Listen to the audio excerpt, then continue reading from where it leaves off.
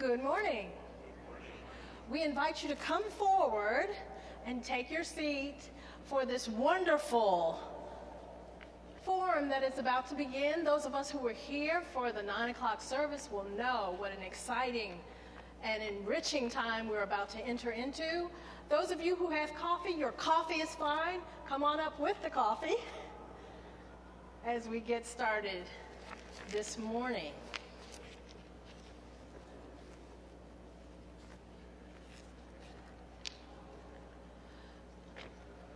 I want to welcome all of you to our time together this morning, this forum, adult forum, where we are blessed today to have with us Bryan Stevenson, founder and executive director of the Equal Justice Initiative in Montgomery, Alabama.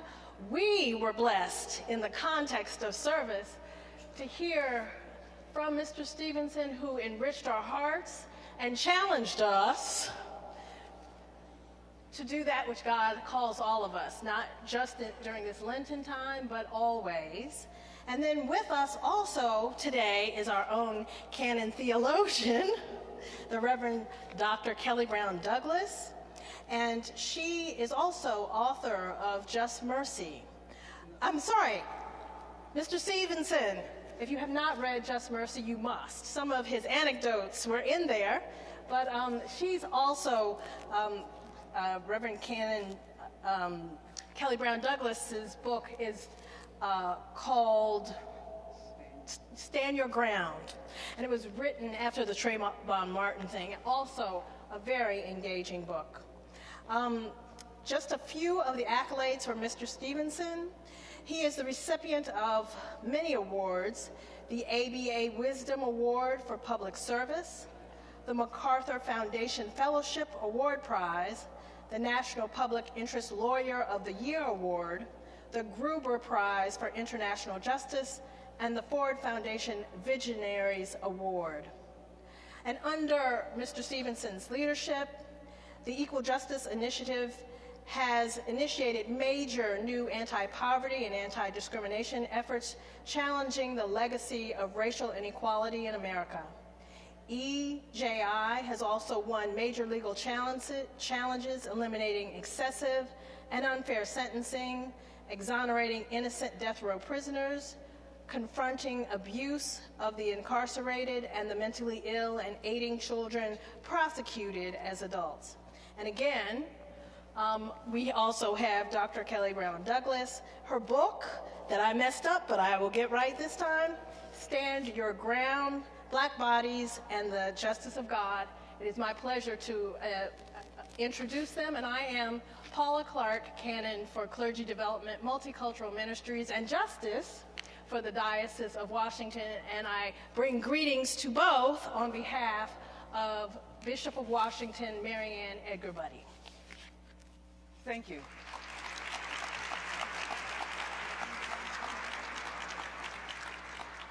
Thank you, and first let me begin by thanking you, Mr. Stevenson, for being with us here this morning and a part of our second Sunday conversations. I also would like to thank you for all of the work that you are doing, as well as the Equal Justice Initiative. And so we thank you for your witness and your work. I want to jump right in because your book, Just Mercy, has helped us to put a face on the inequality and injustice that is indeed the system of mass incarceration in this country. And as you have done that, you have revealed both the humanity of those persons who have become trapped within that system, as well as the inhumanity of a nation that has created that system. And so I hope in this brief conversation that we can begin to tell the story of both, even as we point in directions of perhaps of how we can correct the system that we find ourselves a part of. You have rightly pointed out that America has become a harsh and punitive nation with a resulting mass incarceration system that has no historical parallel. That it has become, so you suggest, in many ways has been driven by a politics of fear. Can you help us to understand the unprecedented reality of this country's prison industrial complex and how indeed a politics of fear has fostered it? Well, I do think it's one of the great challenges of our generation that we have lived through this era where our politicians from both political parties have been competing with each other for 40 years over who can be the toughest on crime.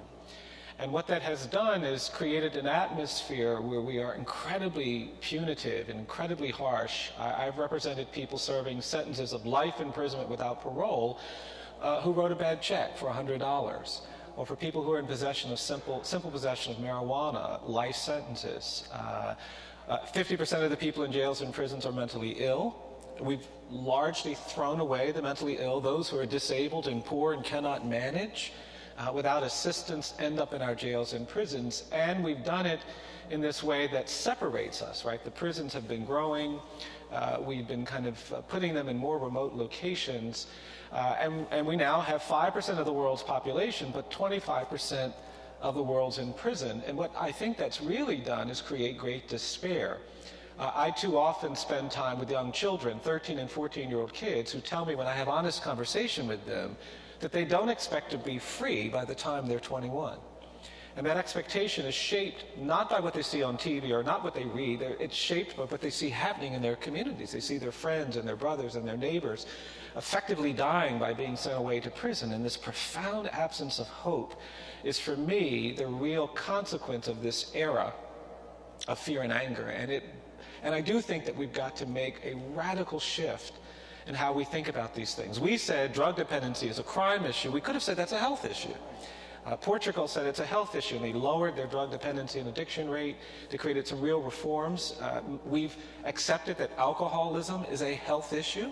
If you know an alcoholic or someone who suffers from that disability and you see them drinking, you don't call the police, you call their family, you call their friends, you engage them. But in our last 40 years, we've not done that with regard to drug addiction, and now we have hundreds of thousands of people in jails and prisons who I don't believe are a threat to public safety. And so to retreat from that, to recover from that, we're going to have to resist this temptation to constantly be afraid, to constantly be angry. Oppression thrives on fear and anger. Inequality thrives on fear and anger. And I think we've seen too much of that in our country. Let me follow up on that in a couple of ways. First of all, you talk about the ways in which our criminal and justice system and mass incarceration has not only impacted individuals, but also communities. Can you speak a little about that? Well, I think in particular, poor communities, as I said earlier, I think we have a criminal justice system that treats you much better if you're rich and guilty than if you're poor and innocent. Wealth, not culpability, shapes outcomes. Children, the mentally ill, women, the percentage of women going to jails and prisons has increased dramatically in the last 20 years. And then, of course, communities of color. And I don't think we can understand what's happened in the mass incarceration context without understanding this broader challenge in America of our legacy of racial inequality. I think all of us in this country are infected by our history of racial inequality. We are all bearing the burden of a narrative of racial difference that we've never really confronted. I think we're all shadowed by this history, and we've just not talked about things that I think we need to talk about. I think we need to confront the fact that we are a post-genocidal society. What happened to indigenous people in this country when white settlers came is, to me, a genocide. There were 10 million people here who were largely killed through disease and war and famine and mass relocation, and we haven't really addressed the consequences of being a post-genocidal society. Then there was slavery.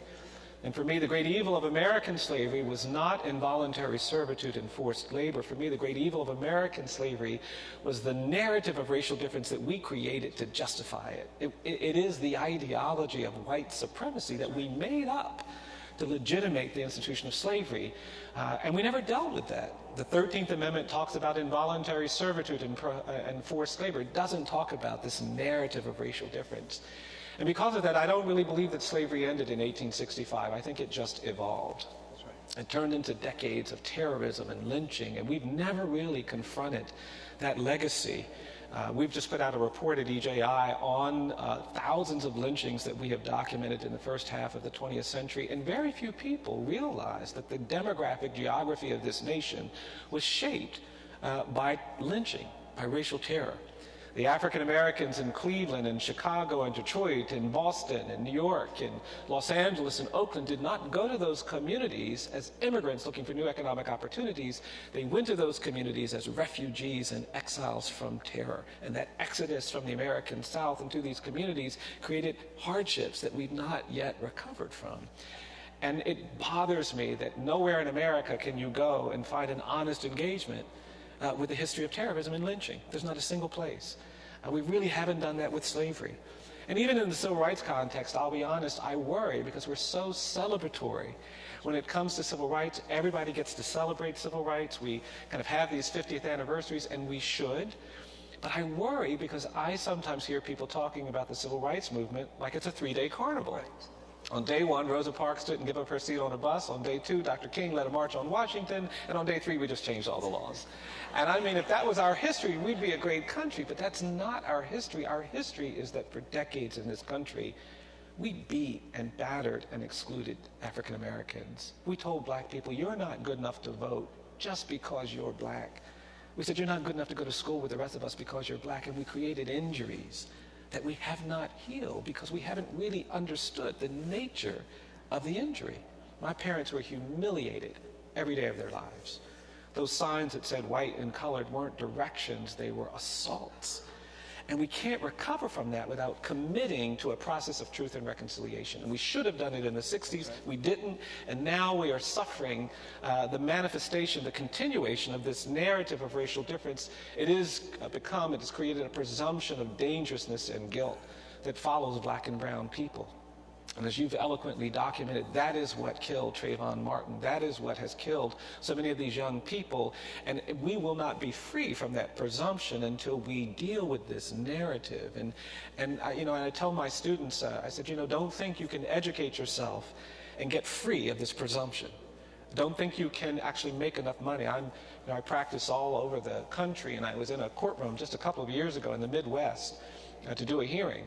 And I got there early. It was the first time I'd been there, and I had my suit on. I had my shirt and tie on. I think I had this suit on. I don't have that many suits, so I'm sure I had this suit on, actually. And I was sitting at defense counsel's table, and the judge walked in, and the judge said, hey, you get back out there, and you wait out there in the hallway until your lawyer gets here. I don't want any defendant sitting in my courtroom without their lawyers. And I stood up and I said, oh, I'm sorry, Your Honor. I didn't introduce myself. My name is Bryan Stevenson. I am the lawyer. And the judge started laughing. And the prosecutor started laughing. I made myself laugh because I didn't want to disadvantage my client. Client came in, a young white kid I was representing. We did the hearing. But afterward, I was thinking, what is it that when this judge sees a middle-aged black man in a suit and tie at defense counsel's table, it didn't even occur to him that that's the lawyer. And what that is this narrative of racial difference. It is this defect that we have all been burdened with, and I think we will not be free of that burden until we commit ourselves to truth and reconciliation. I agree, and that, of course, one of the legacies in this country is indeed not telling the truth and not living into that deep history. You tell another story that I think is equally as powerful in your book, and that is when you're going to visit one of your clients, and the guard forces you to strip search. And you tell the end of that story of something that happened because in the process of defending that young man, the guard recognized something about his own brokenness. Would you mind sharing that story of injustice and redemption? Yes. Well, I just think that's the great promise of what can be achieved. I mean, I'm not interested in punishment for our history. I'm interested in liberation and recovery and reconciliation. And that means that I have to protect my hopefulness and give credit to people, give opportunities for people. And that story emerged because I'll be honest, I live in Alabama, and it's challenging for me to see the iconography, the images of the Old South. I don't like that in Alabama Confederate Memorial Day is a state holiday. I don't like that Jefferson Davis's birthday is a state holiday. It bothers me that we don't have Dr. King Day in Alabama. We have Martin Luther King / Robert E. Lee Day. I don't like the Confederate flag. I don't like these images. And I was going to the prison and saw a truck. And this truck was like a shrine to the Old South. We have some of these trucks in Alabama. You have them around here too. And it had all of these flags on it. It had the bumper stickers. It had the gun rack. There was a bumper sticker actually on this truck. Yes, the cotton one. Yes, I'd never seen before. This bumper sticker read, quote, "If I'd known it was going to be like this, I'd have picked my own cotton." Hadn't seen that one before. And when I went up to the door, this white guard said to me, I said, "Hi, my name is Bryan Stevenson. I'm a lawyer." And the guard said, "You're not a lawyer." I said, "Oh, yes, sir, I am." And he said, "I don't believe you're a lawyer." And he made me go back to my car to get my bar card. I was really insulted by it, but I did it. I showed him the bar card. He said, "Well, you may have a bar card, but you're still going to get in that bathroom, and I'm going to give you a strip search." I said, "No, sir, lawyers don't get strip search coming into this prison." And he said, "You come into my prison, you get in that bathroom." And I had to go through this humiliating search. I came back out, and I said, "Look, I want to see my client now." And he made me go sign a book that lawyers don't have to sign, but I did it. And finally, he took me over to the door and unlocked the door, and he said, "Did you see that truck out there with all those bumper stickers and flags?" I said, "Yeah, I saw that truck." He said, "I want you to know something." He said, "I want you to know that that's my truck." Really provoked me. And I met a client I'd never met before, a young man who I was seeing, and this young man came out, and the young man sat down. The first thing this young man said to me was, quote, "Did you bring me a chocolate milkshake?" And I thought to myself, this is the strangest day I've had in a really long time. I said, "No, I didn't bring you a chocolate milkshake. I'm your lawyer. I'm here to represent you." And I started asking my questions, but I realized the man wasn't paying attention. So I put my pen down. I said, "Look, I'm sorry. I didn't know you wanted me to bring you a chocolate milkshake. The next time I come, if they let me, I'll bring you a chocolate milkshake." And that's when this man smiled and smiled and smiled. He was incredibly disabled, had a horrific history of mental illness and abuse. He had actually been in 29 foster homes by the time he was 10 years old. We started working on his case, and we put together his history and got some experts involved, and it was time to go to court. And the court was about 2 hours from the prison. And when I got there, I had to always say to my client, "Look, I couldn't bring you a chocolate milkshake," just to get him to be calm. And I turned around and I saw the guard who had given me such a hard time. It was the first time I'd seen him since that encounter. And he was just sitting in the courtroom staring. And I said, "I'm not going to be distracted by him." And we put on our case over the next 3 days, and I felt good about it. The judge seemed to be listening. The evidence went in well. The experts were great. And about a month later, I decided to go back to the prison to see this client. I parked my car, and I was walking inside, and lo and behold, what do I see but that truck with all those bumper stickers and flags. And I was having one of those days where I just didn't feel like dealing with all this kind of foolishness. And I actually decided to come back another day, even though I'd driven 2 hours. I was walking back to my car, and that's when I started hearing that song they used to sing during the civil rights era. They used to sing this song. They'd say, "Can't let nobody turn me around, turn me around, turn me around." And I realized I wasn't supposed to turn around. So I got my bar card, and I said, "I'm going to go deal with this guy." And I walked up to the door, and sure enough, there was this officer. And I went up to him, and I said, "Hi, my name is Bryan Stevenson. I'm here for a legal visit. Here's my bar card." And he cut me off. He said, "Hello, Mr. Stevenson. How are you?" And it kind of threw me. I said, I'm fine." I said, "I'll go in the bathroom and get ready for your search." He said, "Oh, Mr. Stevenson, we're not going to do that today." I said, "Well, thank you." And I said, "I'll go over here and sign the book." He said, "Mr. Stevenson, I saw you coming and I signed you in." Really threw me. I said, "Well, thank you." He said, "Yes, sir." And he started walking me toward the door. I was trying to figure out what is going on. And when we got in front of the door, I watched him pull the keys out and try to unlock the lock. And when he pulled the keys out, his hand started shaking so badly he couldn't get the key in the lock. I was staring at him, trying to figure out what is going on here. And finally, I saw this man take the key, stick it into the lock. He unlocked the door. And when he turned around, his face was bright red. He said, Mr. Stevenson, there's something I have to say to you." I said, "What's that?" He said, "I want you to know that I was in that courtroom during that hearing, and I was listening." He said, "I need to tell you something." He said, "I came up in the foster care system too." He said, "I had it really bad." He said, "I didn't think anybody had it as bad as I did, but I realized, listening to you in that courtroom, that maybe your client had it worse than I did." And then he said, "There's something I want to say to you." And this man looked at me. He says, "I want you to know that I think what you're doing is a good thing." And then he said, "I hope you keep fighting for justice." Could not believe it, could not believe it. He put his hand out and said, "Sir, can I please shake your hand?" And I shook this man's hand and I said, "You know, it means a lot to me that you said that. I can't tell you what it means." He said, "Sir, I mean every word of it." And I turned to go and see my client, and the man grabbed me by the arm. He said, wait, I got to tell you something else. I said, "What's that?" He said, "Well, I want you to know I did something on the way back from the courthouse with your client." I said, "What'd you do?" He said, "Well, I decided to take an exit, and I took your client to a Wendy's, and I bought him a chocolate milkshake." And it's a really silly story, but it speaks to me about how important it is that we be hopeful about what we can achieve. I do not believe that this infection we bear, this narrative of racial difference, cannot be cured. There is a cure, and it is truth. And when we resurrect the truth and we actually get close to one another and we engage with this history in a meaningful way, in South Africa they recognized that they could not recover from apartheid without truth and reconciliation. In Rwanda, they know that they can't get past the genocide without truth and reconciliation. You go to Germany today, you can't go 100 meters in Berlin, Germany, without seeing a marker or a stone that's been placed next to the home of a Jewish family that was abducted during the Holocaust. The Germans actually want you to go to Auschwitz and reflect soberly on the history of the Holocaust. In this country, we do the opposite. We don't talk about slavery. We don't talk about lynching. We don't talk about segregation. We don't talk about the presumptions of dangerousness and guilt. If you start talking about race, people get nervous. If you start talking about racial justice, they're looking for exits. And we will not be free until we reconcile ourselves to the need to deal honestly with this legacy. And I think on the other side of that, there is something that feels more like freedom than any of us have experienced. We have a project to put markers at every lynching site in America. We want to put markers to kind of excavate the slave trade so that people know where it happened and why it happened. We want to kind of change the landscape.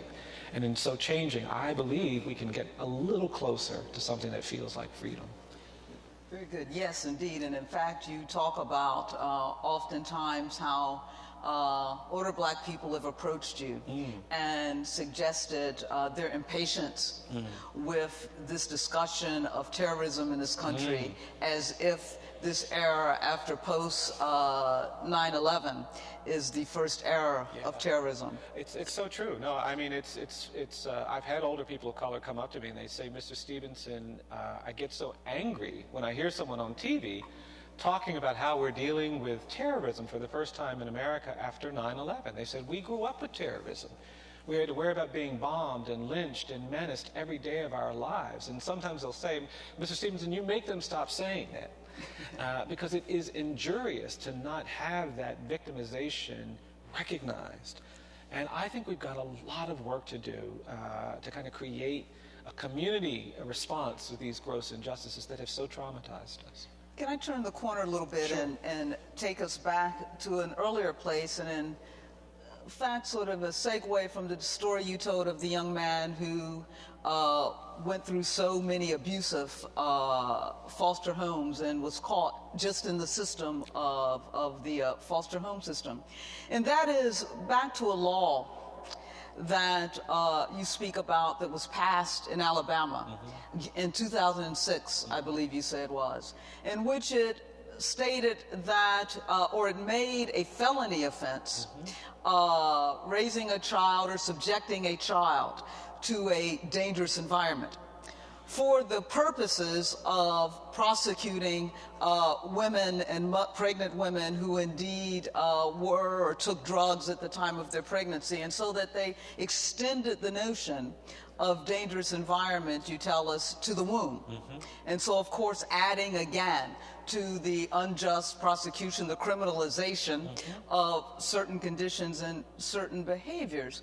I wondered, as I read that and thought about that law, if your office or if you have thought about suing the state for subjecting our children to dangerous environments which would put them in danger of drug addiction, i.e. the dangerous environment of poverty. Yeah, well, I think it's a really important concept. We actually have been talking about that a lot because there is this incredible hypocrisy for us to criminalize and demonize poor women, sometimes the most vulnerable women in our society, for their inability to provide safety for children, for their addiction, for their dependency. and be so indifferent to the dangers that we tolerate day in. We have 200 zip codes in this country where the majority of children are born into violent households. They live in violent neighborhoods. They go to violent schools. Their lives are shaped by violence. And by the time these children are 4 and 5, they suffer from trauma. Just like our combat veterans, they have been traumatized. And instead of treating that trauma, we aggravate it by threatening them some more when they go to school. They walk through metal detectors. They're threatened with expulsion and suspension. We threaten them to try to get them to do things that they're not even capable of doing because of their disability of trauma, and we remain indifferent. And so, yes, I think the CDC should declare a health crisis in these communities where millions of children are being traumatized by the environmental stresses that they are dealing with. I think the Department of Education should not reward a school that has a high suspension or expulsion rate. You are not a good school if you suspend a lot of children, if you expel a lot of children. And I think that there is something to be said for how we have failed to create environments that are safe for the most vulnerable among us. And it is nothing short of a perverse irony that the state of Alabama and lots of other states would criminalize what's happening with our poorest and most vulnerable people, young women in particular. It's almost unsafe to get pregnant. That's right. Because if your child dies, there is a presumption of dangerousness and guilt, that you have done something criminal. God help you if you have any disabilities or addictions.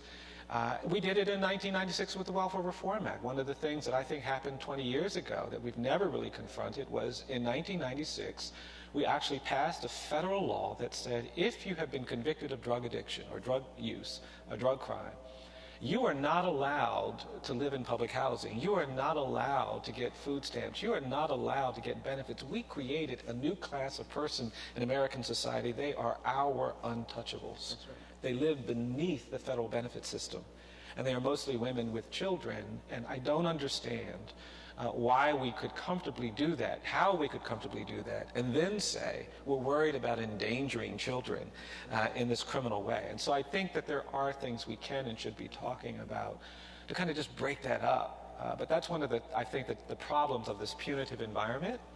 We're good at punishing others. We're good at finding new ways to criminalize, but we're not so good at holding ourselves accountable. And the other thing is we speak of what we're doing to our children. And of course, you speak in depth and provide many a disturbing story about the way in which we have sentenced our children to death and how we are perhaps one of the only countries that allow our children to be sentenced to death. Could you speak a little bit to that? I mean, I think what happened in the 90s and the late 80s, we had criminologists going around basically saying that some children aren't really children. They were talking mostly about black and brown kids, and they said that these kids are super predators. And that word was used to change the law in every state in the country, every jurisdiction, including Washington, D.C., which lowered the age for trying some children as adults to 13. There are 14 states with no minimum age for trying children as adults. And now we have 250,000 people in jails and prisons serving long prison sentences for crimes they were accused of when they were very young. We have these states where 9, 10, 11-year-old children are sometimes threatened with adult prosecution. We have some 3,000 children who've been sentenced to die in prison. We won a case at the Supreme Court 2 weeks ago, which I'm really encouraged by, that allows us to apply an earlier ruling banning mandatory life without parole sentences for children.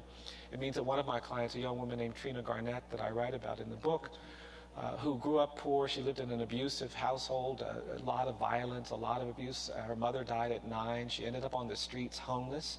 She was eating out of garbage cans in Chester, Pennsylvania. She was taken in and lived next door to a family where she became infatuated with one of the boys, and one night tried to go see the boy by climbing through a window, and she was using matches to light her way. She dropped the matches, the home caught on fire, and tragically 2 children died during that fire. There's no question she did not intend to kill anyone. But because she was convicted of a felony murder and she was tried as an adult, that's a mandatory life without parole sentence at 14. She was taken to the women's prison where a male guard raped her. She became pregnant as a result of this rape, was never allowed to hold her child, and she's now been in prison for 39 years. despite the fact that she's got all kinds of challenges. And I don't think many people could defend that sentence, but we're not required to defend the inequality, the injustice, the oppression, the abuse of those who are most vulnerable. And I think that's our greatest threat, that there is no accountability, that no one stands up and says that's cruel, that's wrong. And that's where I think the church has a great role to play. We have been largely silent. The times in this country when we've made the most progress, ending slavery, ending lynching, ending segregation, it is the church and people of faith who have insisted that the morals and the values that we hold dear to us be expressed in our everyday living. And we have not done that when it comes to criminal justice. We have not done that for the millions of people who will come out of jails and prisons in the next decade, who are looking for help and guidance and life skills and support. And so I don't mind spending time in a place like this talking to people like the people gathered here, because I am persuaded that if we are going to find our way forward, we're going to need people of faith to be witness, to bear witness to the power of redemption and recovery, to triumph over this fear and anger. Great. I want to come back to that. I want to, before I do, ask you one other thing as it relates to the criminal justice system, the death penalty in particular, because you say very clearly that we're asking the wrong question in this country. I do. I think that too often the death penalty debate is organized around the question, do people deserve to die for the crimes that they commit? I don't think that's the threshold question. I think the threshold question is, do we deserve to kill? And when you have a system that is as unreliable as our system, yesterday I spent several hours with one of my clients who spent 30 years on death row for a crime he didn't commit. He was the 152nd person proved innocent after being sentenced to death. We're now up to 156. That means that for every 9 people we've executed in this country, we've now exonerated an innocent person. And it's a shocking error rate. And if for every 9 planes it took off, 1 crashed and everybody died. Excuse me, I think they're saying they can't hear you. I'm sorry. Sort of. Yeah. If for every 9 planes it took off, 1 crashed and everybody died, we would stop flying, right? The FAA would do something. But we're tolerating this rate of error in our criminal justice system. So that's the reason for me. The death penalty requires a perfect system and perfect people, and we don't have that. And so I think we could save a lot of time and money and preserve some justice if we just stepped away from it. Great. Now, back to the discussion of what faith communities can do. You use quite often the words broken, hope, mercy, and of course redemption throughout your book, as well as throughout many narratives and many talks. And you talk a lot about the faith of your clients, the faith of their communities, and your own faith. And so could you expand even further on how indeed you believe faith communities should play and are compelled to play a role in the significance of faith in all of this? Well, I do believe you have to believe things you haven't seen, and it is the faith community that embraces us. That is our identity. We are called to that. And it's only when we become active that we actually are able to understand some of the things that I think that we believe in our hearts and minds. You know, when I was a little boy, they used to read that scripture and they'd say, Jesus said, the last shall be first and the first shall be last and the last shall be first. And I never understood that until I stood with condemned people and saw their essential humanity as the heart of what it means to serve. When I was a college student, I'd read Dostoevsky and all the great philosophers, and I read in the Brothers Karamazov that quote during the Grand Inquisitor episode where he reads, "Truth crushed to earth shall rise again." I never understood that until I represented innocent people who were exonerated. Even Dr. King, when he would talk about the moral arc of the universe is long, but it bends toward justice, I couldn't quite get my mind around it until I started getting active on these issues. And that's where I think communities of faith have a role to play. And I think it's more than just understanding who we are as faithful people.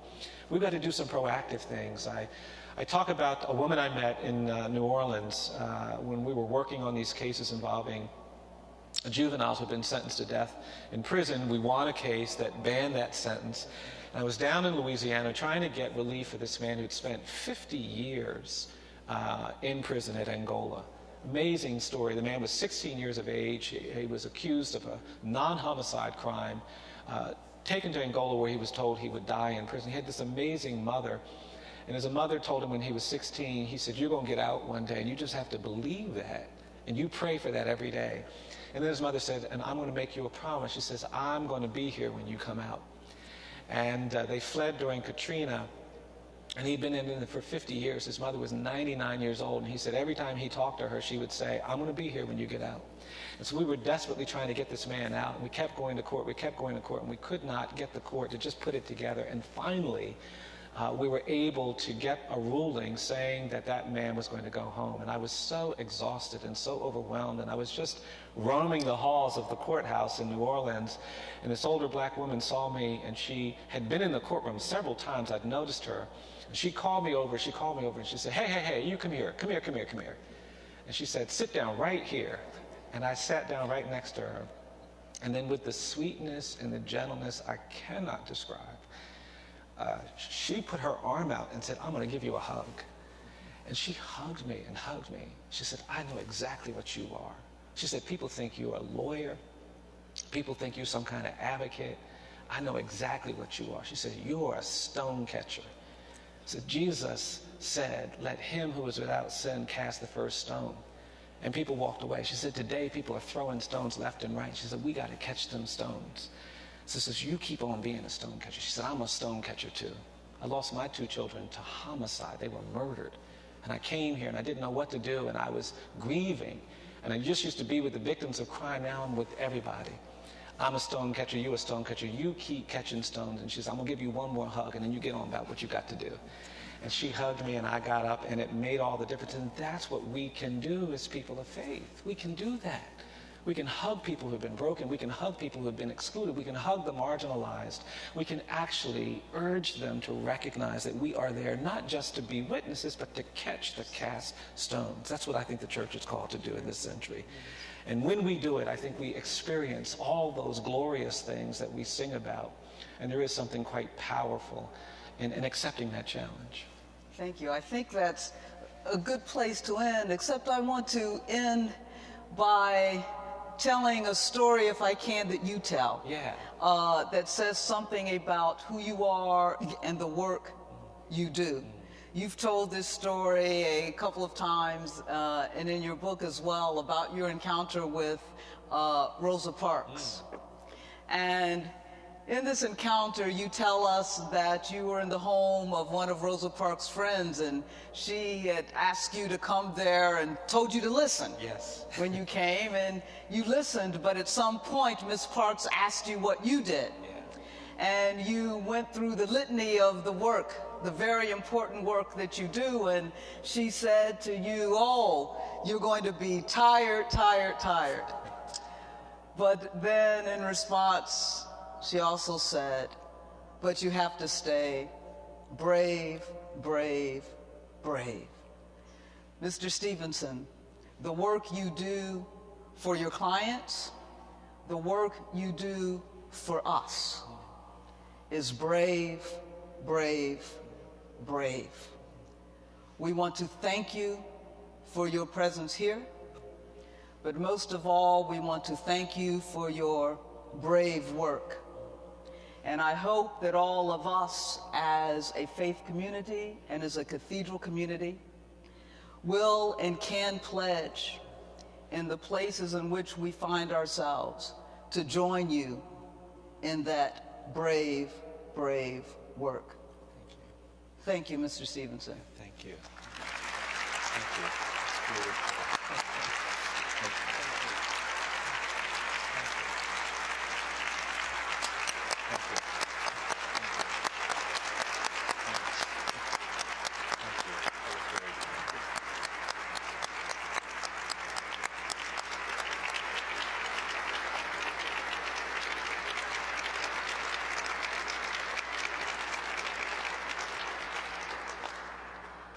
Thank you again, Canon Douglas, and thank you again, Mr. Stevenson. Just a plug, because he's too humble to do it himself. Mr. Stevenson's book, Just Mercy, is available in our bookstore in the back. will you have any time to sign? Okay. He will be available to sign the books as well after our services. And also in the back of the Church on the Table is the 2016 History of Racial Injustice calendar from the Equal Justice Initiative that's available. Some of you I have seen have been able to pick them up, but for those of you who have not, feel free to take the calendars which he has brought for us. So thank you so much, and blessings to you.